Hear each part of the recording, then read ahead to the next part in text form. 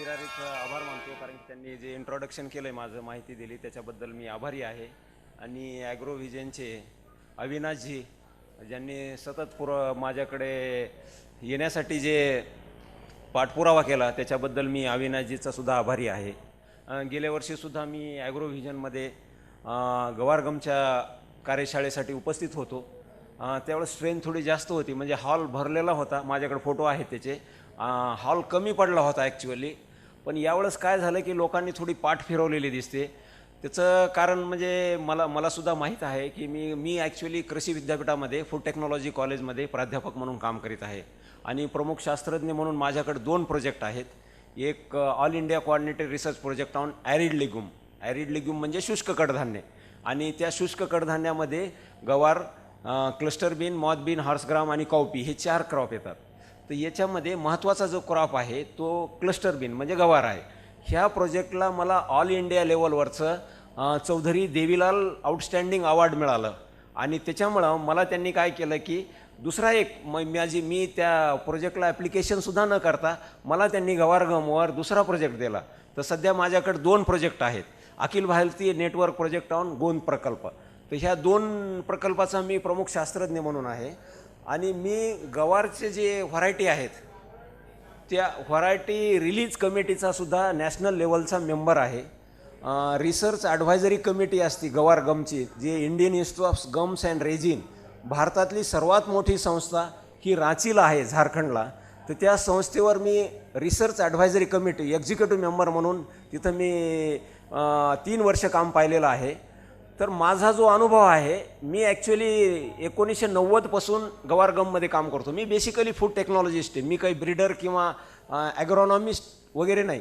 आमच्याकडं परभणी ॲक्च्युली जगाच्या 80% गवारगमचं प्रोडक्शन हे भारतात होतं आहे. तुम्हाला माहितीसाठी सांगतो, जगाच्या जे टोटल जगाचं प्रोडक्शन आहे त्याच्या 80% प्रोडक्शन भारतात होतं आहे, 15% पाकिस्तानमध्ये होतं आहे आणि राहिलेल्या 5%मध्ये बाकीचे सगळे देश आहेत.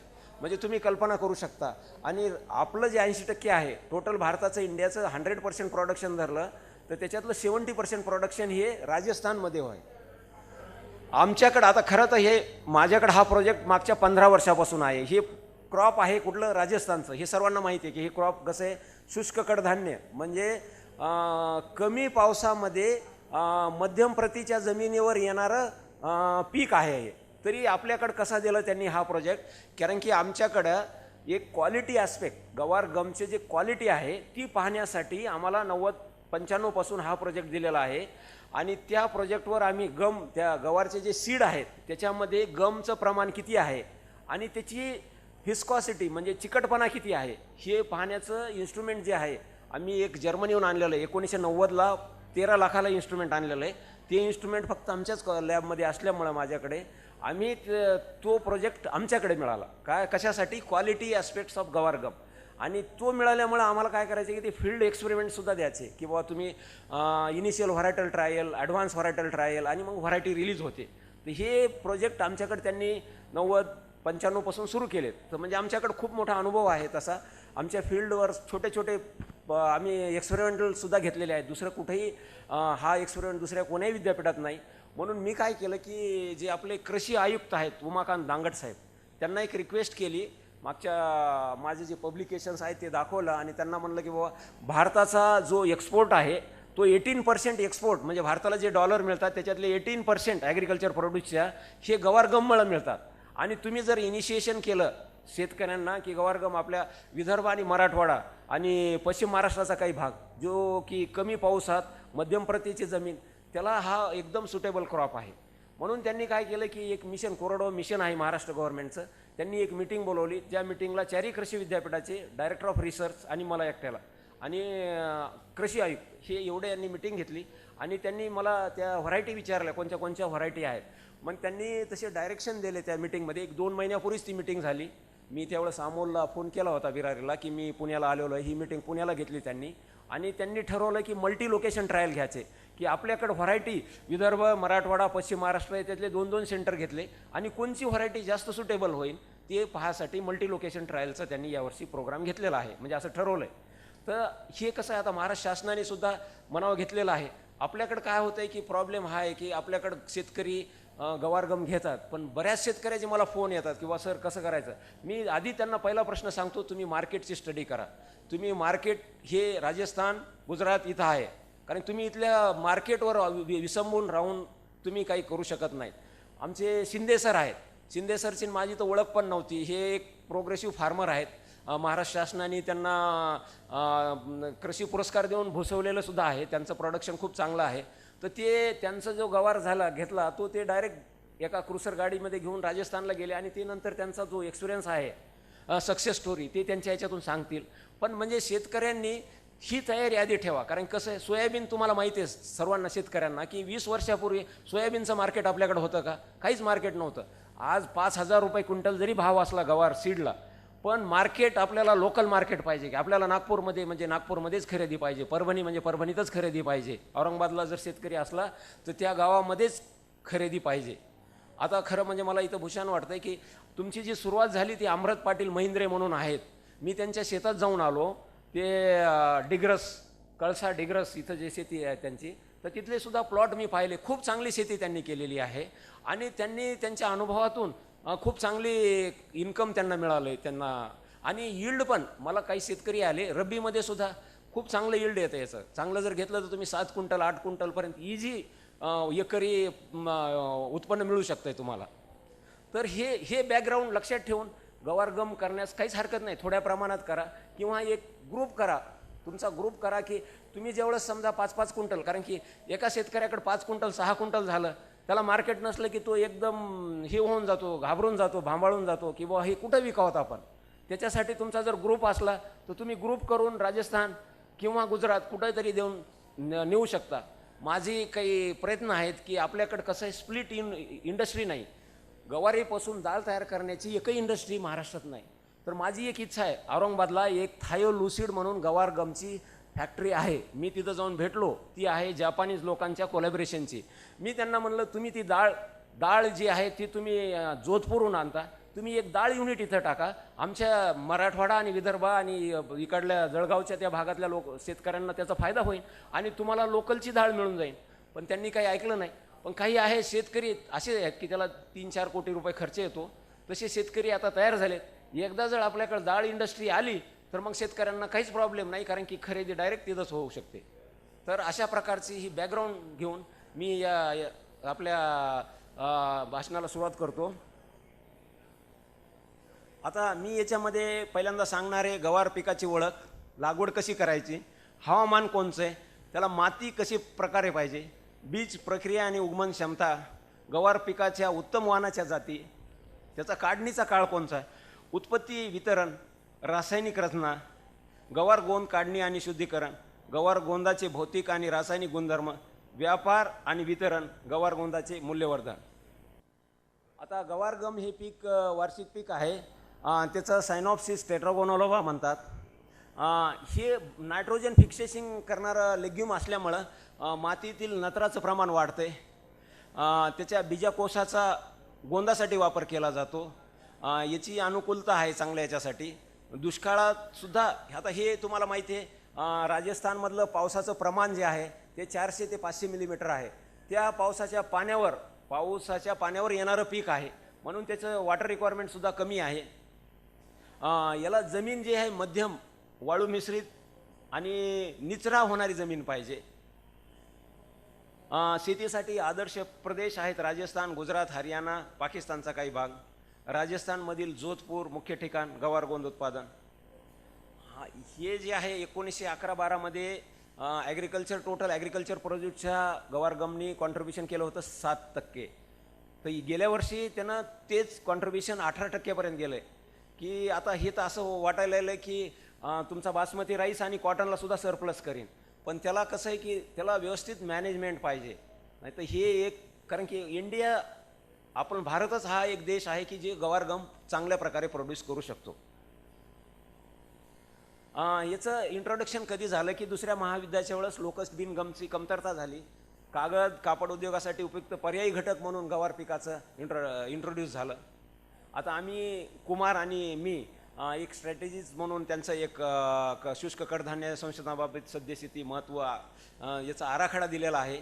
त्याच्यामध्ये आम्ही मेन्शन केले की गम कंटेंट जे 32% जास्त डिंक व त्याची व्हिस्कॉसिटी जी आहे घट्टपणा 400 ते 500 सेंटीपॉईज एवढा असणाऱ्याला निर्यातीसाठी चांगला आहे.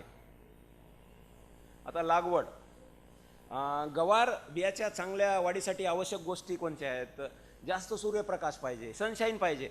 त्याच्यामुळं काय करायचं आहे की जनरली आम्ही रिकमेंड केलेलं आहे की जुलै 3rd वीकमध्ये पेरायचं गवार. कोणचा? खरीपमधला.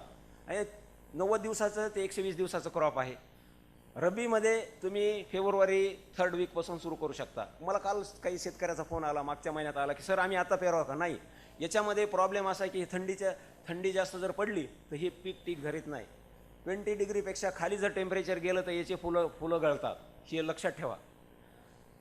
कमी अधिक पावसातसुद्धा येतं आहे. चांगला निचरा होणारी जमीन पाहिजे, जास्त प्रमाणात पाऊस, पीक जास्त पोतदार होऊन शेंगा व शेंगातील बियाचे उत्पादन कमी होऊ शकते जास्त प्रमाणात जर पाऊस झाला तर. जुलै महिन्यात पहिल्या पावसानंतर लागवड करून ऑक्टोबर महिन्याच्या शेवटी काढणी केली जाते. आता हवामान, गवार पिकासाठी अधिक तापमानासोबत कोरड्या परिस्थितीची आवश्यकता आहे. हे पीक शुष्क व मध्यम हवामानात येते. गवारीमुळे विकसित होणारा योग्य तापमान जे आहे 25 ते 35 डिग्री सेंटीग्रेड. कमी ओलावा असताना झाडाची वाढ खुंटते पण थांबत नाही, हे फार महत्त्वाचं आहे. कमी ओलावा जर एखाद्या वेळेस आपल्याला ड्राय स्पेल म्हणतो आपण, एक महिना पाऊस पडत नाही, कधी 20-20 दिवस पाऊस पडत नाही, हे पीक मरत नाही, त्याची वाढ खुंटते पण मरत नाही. काही पिकं कसं होतात एकदम मरून जातात, पुन्हा पाऊस पडला की पुन्हा सुरू होते. हा फार महत्त्वाचा गुणधर्म ह्या पिकामध्ये आहे. वाढीचा काळ हे 60 ते 90 दिवस आहे, कधी 120 ते 150 दिवस. शुष्क काळात गवार पीक पावसाला किंवा सिंचनाला उत्तम प्रतिसाद देते. आता रब्बीमध्ये काही शेतकऱ्यांना मराठवाड्यामध्ये, विदर्भामध्ये 7 ते 8 क्विंटल पर एकर उत्पादन मिळालं आहे रब्बीमध्ये. ज्या प्रदेशात वार्षिक 340 सेंटीमीटर पाऊस असतो तिथे ही सिंचनाशिवाय वाढते. अधिक पाऊस आर्द्रतेमुळे गवारीच्या शेंगा काळ्या पडून सुकतात व त्याचा दर्जा व खप कमी होतो. माती, सुपीक मध्यम पोताची व चांगली बांधणी व पाण्याचा चांगला निचरा करणारी वाळूची चिकन माती, क्षारयुक्त व आम्लरहित परिस्थिती सहन करणारी, मातीचा पोत वाढवणारे उपयुक्त पीक. ज्वारी, लहान धान्य, भाज्यासोबत गवार पीक अदलाबदल करून घेता येते. बीज प्रक्रिया व उगमन क्षमता, बीज प्रक्रियामध्ये एकसारखा रंग व आकार असलेले बी पाहिजे. इतर पिके व हानिकारक गवताच्या बियापासून विरहित असले पाहिजे, त्याच्यामध्ये ते अडल्ट्रेशन नसायला पाहिजे. रोग प्रतिकारक गवार बियाच्या जाती व प्रमाणित बियाची निवड करायला पाहिजे. रोग प्रतिकारक इन्सुलिनची प्रक्रिया लागवडीपूर्वी करणे व त्या 2 तासाच्या आत दमट ओलसर मातीत बीची लागवड करावी. आता गवार पिकाच्या होतकरू जाती, ह्या एवढ्या जाती आहेत. आता नवीन काही जाती त्यांनी इंट्रोड्यूस केलेल्या आहेत. आपल्याकडं HG 563 आणि HG 365, RGC 936, त्या शेवटच्या 3 जाती ज्या आहेत ह्या 3 जातीचं रिस्पॉन्स विदर्भ आणि मराठवाड्यामध्ये खूपच चांगला आहे. ह्या जाती ज्या आहेत ह्या डी कुमार, मी ज्यांनी ओळख केला हा सोर्स डी कुमारचा आहे. आता नवीन एक HG 20 जात शिंदेसाहेब दाखवतील. त्याच्यात उत्पन्न त्यांनी दाखवलं आहे की किती 20 क्विंटलपर्यंत, एकरी 18 ते 20 क्विंटल दिलं आहे. जर तेवढं उत्पन्न आलं तर शेतकऱ्यांना फारच सोन्याहून पिवळं होईल. पावसाप्रमाणे गवारीच्या जाती दाखवल्यात. परिपक्वतेचा काळ, पाऊस, हे इथं कमी पावसात येणाऱ्या जाती हे 300 ते 400 मिलीमीटरमध्ये कोणत्या येतात, 400 ते 500 मध्ये कोणत्या येतात, 500 ते 550 आणि 555 ते 700 मिलीमीटरमध्ये कोणत्या जाती चांगल्या येतात. मी काय करणार आहे, माझ्याकडे हे सगळे लिफलेट आहेत. हे लिफलेट मी बिराणीकडे देणार आहे. तर ज्यांना पाहिजे असतील त्यांनी अमोलकडे कॉन्टॅक्ट करून नंतर त्याचं झेरॉक्स किंवा त्यांच्याकडून माहिती घेण्यात यावी ती, बरं का. हे सगळे मी लिफलेट मी आणलेले आहेत, इथं बुकसुद्धा आणलेलं आहे. गवार मॉर्फॉलॉजी व काढणी यंत्र. मॉर्फॉलॉजी म्हणजे बाह्य स्वरूप. वाढीचा काळ जो आहे तो 14 ते 16 आठवडे आहे. साधारण गरम वातावरण, कमी अधिक अकस्मात पाऊस, खूप जास्त सूर्यप्रकाश. गवार पीक हे नैसर्गिक पावसावर कोरडवाहू पीक आहे. मोसमी पावसाच्या प्रमाणानुसार गवार पिकाचे उत्पादन बदलते.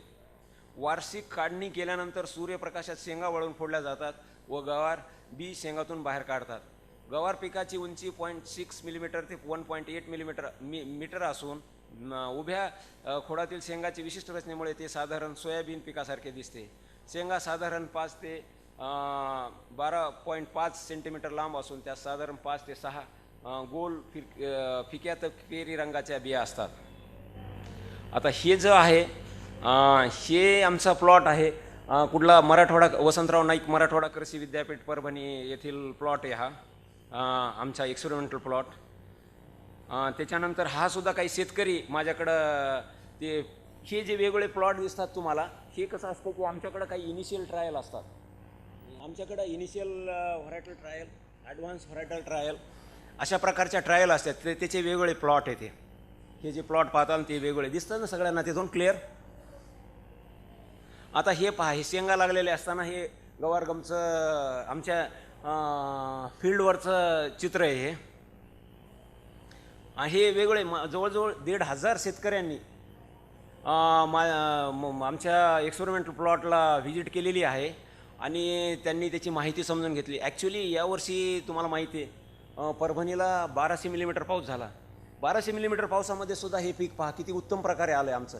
आमची जमीन जी आहे ती चांगली निचरा होणारी जमीन आहे आणि त्याच्यामुळे हे पिकाला कुठेही आमचा यील्ड यावेळेस एक्सपेरिमेंटल प्लॉटचं जे यील्ड आहे ते कुठंच कमी होणार नाही. म्हणजे आमच्याकडे जे ऑल इंडिया कोऑर्डिनेटेड रिसर्च प्रोजेक्टचे सेंटर आहेत, एक अल्मोडाला आहे, उत्तराखंड, हिमाचल प्रदेश, इकडं पतंबी केरळामध्ये आहे, रायलसीमामध्ये आहे. त्यांचेसुद्धा रिझल्ट म्हणजे एकदम चांगले रिझल्ट आहेत. म्हणजे हे पीक 400 मिलीमीटर पावसापासून ते आता 1200 मिलीमीटर, अल्मोडामध्ये कधी 2000 मिलीमीटर पाऊस होतो, तिथंसुद्धा चांगल्या प्रकारे येतं. आता हे पहा हे बिया कशा असतात. याचं हे फार आमच्या फील्डवरचं हे लाईव्ह सॅम्पल आहे आणि किती चांगल्या बिया लागलेल्या आहेत तुम्ही पहा. ह्या ॲक्च्युली यावेळेस ॲडव्हर्स कंडिशन आहे. म्हणजे तुम्ही जसं पाहताल हे येणार आहे 400 ते 500 मिलीमीटर पावसात येणारं पीक आहे, तरी पण याला बिया किती लागल्यात हे पाहून घ्या तुम्ही. काही शेतकऱ्यांनी काय केलं आहे की आम्ही काय केलं मध्ये KVK जालना इथं एक वर्कशॉप घेतलं होतं. विजय अण्णा बोराडेचं KVK आहे ते.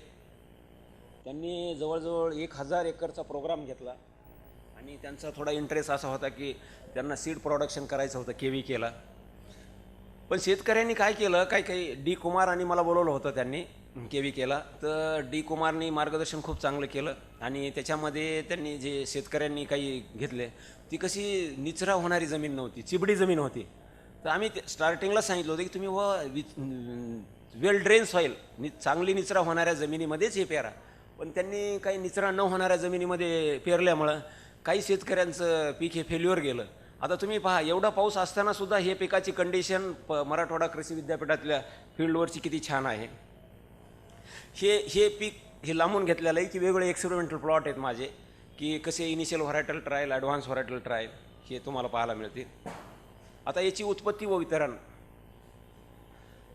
हे पीक आता गवार पिकाची उत्पत्ती भारतीय उपखंडामध्ये झाली असून हे पीक हिरव्या भाजी म्हणून वापरले जाते. आपण आता व्हेजिटेबल म्हणून तर पाहत होतोच ना की आपण व्हेजिटेबल म्हणून गवारीच्या शेंगा हे सर्वांनाच आवडतात, पण ती जात आणि ही जात थोडी वेगळी असते.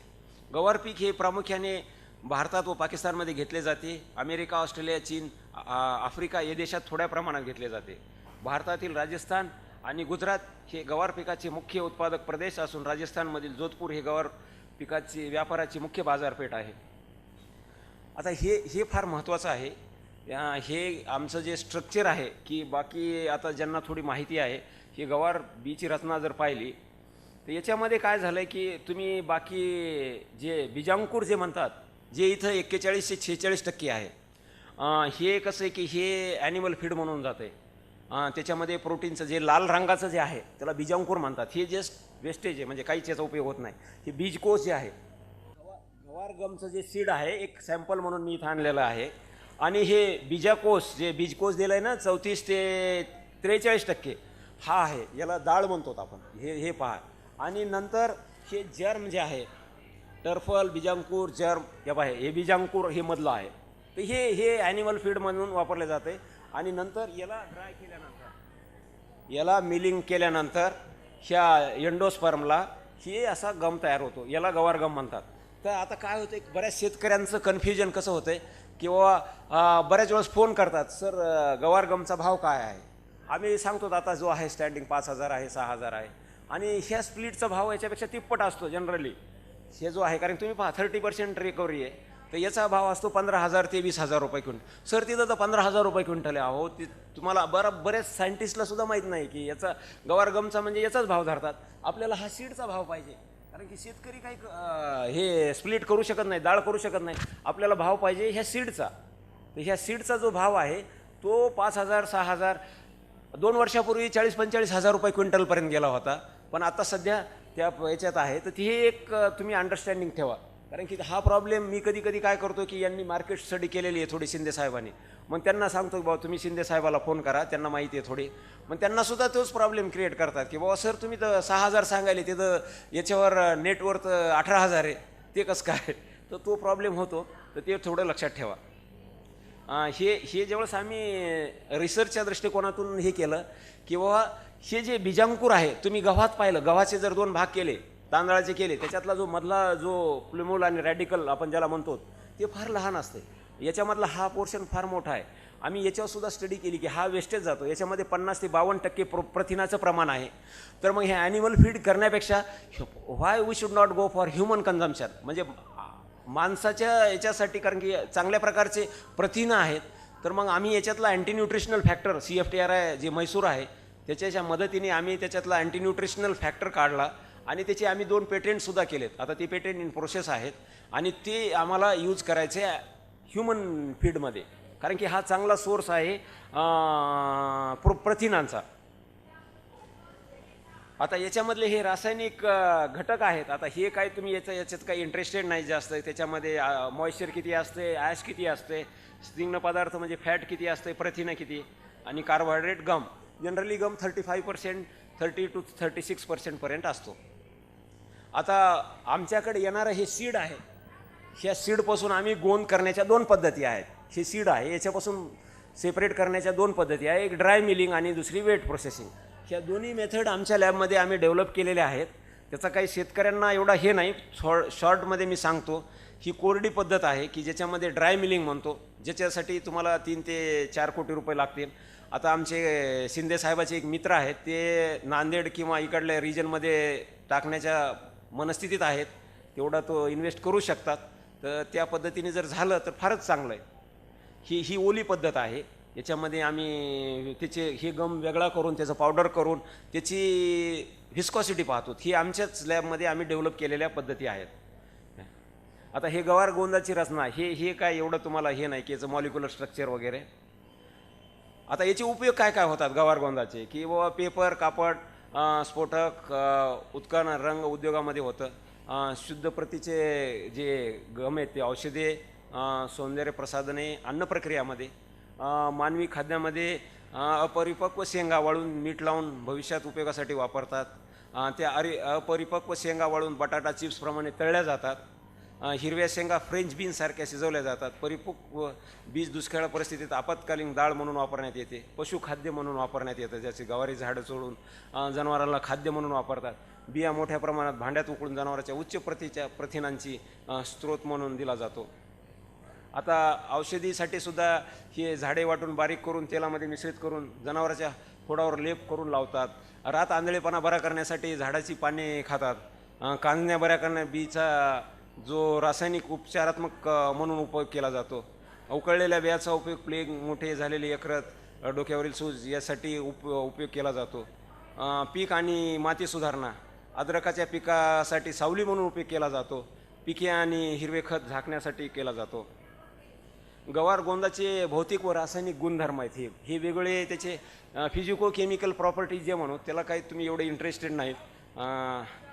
याचं मूल्यवर्धन केलेलं आहे आम्ही. गवार गोंदाचा उपयोग हा वेगवेगळ्या औद्योगिक क्षेत्रामध्ये आहे. उदाहरणार्थ फ्रोझन अन्न, दूध व्यवसाय, बेकरी, कन्फेक्शनरी, मटण, पेय इत्यादीसाठी याचा उपयोग केला जातो. हे आमचे काही रेफरन्सेस आमच्या विद्यापीठामध्ये आम्ही जे काम केलेलं आहे. गवार गोंदाच्या दुग्धजनक पदार्थात स्टॅबलायझर म्हणून वापर केला जातो. 4% जर टाकलं ब्रेडमध्ये तर हे अँटी स्टेलिंग म्हणून एजंट. मी हा गवारगम 1990ला अमेरिकेमध्ये IFTची कॉन्फरन्स असते. IFT म्हणजे फूड टेक्नॉलॉजीमधली सर्वात मोठी कॉन्फरन्स आहे. तिथं हा guar gum use of guar gum as a anti staling agent in bread. Anti staling म्हणजे तुम्ही ब्रेड पाहता की ब्रेड 2-3 दिवसानंतर पाहिल्यानंतर कडक होते. जर गवार गम त्याच्यामध्ये टाकला तर ते सॉफ्टनेस टिकून ठेवते. तर त्याला मला एक इंटरनॅशनल प्राईजसुद्धा मिळालं होतं शिकागोला IFT मीटिंगमध्ये. ही आम्ही वेगवेगळे अद्रक लिंबू ते वेगवेगळे शरबत हे केलेले आहेत. आम्हाला एक इंडस्ट्रीचा प्रॉब्लेम आला होता. चिंचेच्या स्क्विजी असतात, स्क्विजी म्हणजे लहान लहान मुलाला असं ते चिंचाचं हे करून असं तोडून खातात ना, तर ते काय होऊ लागलं, पाणी बाहेर निघू लागलं. त्यांचा तो इंडस्ट्रीचा प्रॉब्लेम आम्ही गवार गम त्याच्यामध्ये 0.3% टाकला आणि तो प्रॉब्लेम सॉल्व्ह झाला. आणि आम्ही त्याची स्टडीसुद्धा चांगली केलेली आहे, त्याचा पेपरसुद्धा केलेला आहे. आम्ही तुम्हाला आधी मेन्शन केलेलं आहे की बीजांकुर जे आहे हे याच्यामध्ये हिमाग्लुटिनिन जो एक अँटी न्यूट्रिशनल फॅक्टर आहे, म्हैसूर CFTRIच्या कोलॅबरेशनने आम्ही तो रिमूव्ह केला आहे आणि त्याचं पेटेंटसुद्धा 2 पेटेंटसुद्धा आम्ही फाईल केलेले आहेत. व्यापार आणि वितरण हे फार महत्त्वाचं आहे. गवारगोंदाचे भारताचे वार्षिक उत्पादन साधारणतः 6 लाख टन म्हणजे जगाच्या उत्पादनाच्या सर्वात अधिक प्रमाणात आहे. भारत हा अग्रगण्य उत्पादक देश. जगाच्या उत्पादनाचे 80% एवढे उत्पादन गवारीच्या जागतिक बाजारपेठेत वार्षिक आवक जवळपास 1.5 लाख टन. भारत हा गवार बी आणि गवारगोंदाचा अग्रगण्य निर्यातक देश आहे. भारताच्या एकूण कृषी निर्यातीपैकी 18% वाटा हा गवारगमचा आहे. हा फार महत्त्वाचा आहे की जो टोटल ॲग्रिकल्चर जे निर्यात आहे त्याचा 18% वाटा हा गवारगमचा आहे. हे वेगवेगळ्या देशाला किती निर्यात केलं त्याचं आहे. मागणी नमुना. गवार पिकाचा उपयोग हा मुख्यतः अमेरिकी देशातून पेट्रोलियम कंपन्यामध्ये त्यांनी आता ज्यावेळेस तुम्हाला सांगितलं मी की 40,000-45,000 रुपये भाव झाला होता, त्यावेळेस अमोलनी सुद्धा एक ॲग्रो1मध्ये एक लेख पाठवला होता. त्या काळामध्ये त्यांनी ऑइल ड्रिलिंग मशीनमध्ये ॲज ए फ्रॅकिंग एजंट म्हणून उपयोग केला आणि त्यावेळेस त्यांची डिमांड थोडी जास्त होती. तर त्यावेळेस त्यांचा भाव जवळजवळ 40,000 ते 45,000 रुपये पर क्विंटल ह्या गवार सीडचा झाला होता आणि 3 टाइम्स जास्त त्या स्प्लिटचा झाला होता. एवढी मागणी आहे. एकट्या अमेरिकेहून देशाकडून किती मागणी आहे ते पहा. भारत हा जगातील गवार व गवार पिकाच्या डेरिव्हेटिव्ह पदार्थाचा निर्यात करणारा अग्रगण्य देश असून पाकिस्तान दुसऱ्या क्रमांकावर आहे. जागतिक बाजारपेठेत गवार हे झालं ते 70% उत्पादन राजस्थानमध्ये होतं. Final conclusion. गवार पीक कमी पावसामध्ये चांगला निचरा होणाऱ्या मध्यम जमिनीमध्ये येणारे पीक आहे. त्यामुळे सदरील पीक शेतकऱ्यासाठी येणाऱ्या काळामध्ये एक चांगले पर्यायी पीक ठरू शकते. गवार गोंद पॉलिसॅकराइड, ऑर्गॅनिक कंपाऊंड आणि त्याच्या विविध औद्योगिक पदार्थामध्ये वापर होत आहे. ज्या गवारीच्या जातीमध्ये 32% जास्त डिंक व जास्तीत जास्त घट्टपणा असणाऱ्या अशा जास्तीत जास्त निर्यातीसाठी प्राधान्य आहे. विषारी घटकविरहित गवार बीजांकुर म्हणजे जर्मिल जे आपण हे आता सांगितलं तुम्हाला, हा इंडस्ट्रीचा वेस्ट प्रॉडक्ट आहे. त्याच्यामध्ये प्रथिनाचं प्रमाण चांगलं आहे आणि हे प्रथिनाचं प्रमाण आपण याचा उपयोग आपल्या याच्यामध्ये ह्युमन कन्झम्पशनमध्ये करू शकतो. थँक्यू.